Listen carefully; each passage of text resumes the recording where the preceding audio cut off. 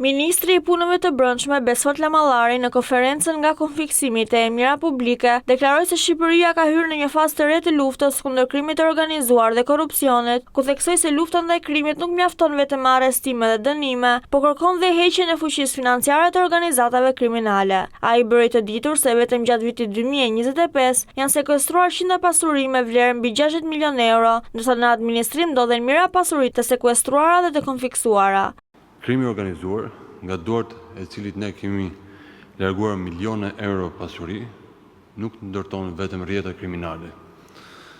Ai ndërton fuqi dhe pushtet ekonomik.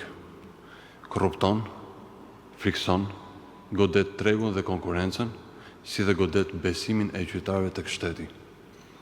Prandaj lufta kundër krimit organizuar nuk mjaftohet vetëm me arrestime dhe as me dënimet që jep drejtësia, të cilat sigurisht janë mëse të domosdoshme. Objektivi ynë është fuqia ekonomike e krimit. Dhe jemi të angazhuar, siç do të dëshmojë edhe konferenca e sotshme, që ato pasuri t'i kthejmë aty ku e kanë vendin, qytetarëve dhe komunitetit. Vetëm gjatë vitit 2025 janë sekuestruar qindra pasuri me vlerë mbi 61 milionë euro, ndërsa në administrim janë mijëra të tjera të sekuestruara dhe konfiskuara.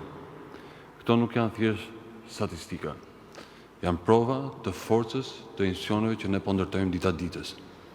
Mëtej, ai vlerësoi partneritetin me Bashkimin Evropian, Europol, Eurojust dhe vendet partnere, duke theksuar se Shqipëria mbetet e vendosur për të forcuar shtetinë së drejtës dhe standardet europiane në luftën kundër krimit të organizuar.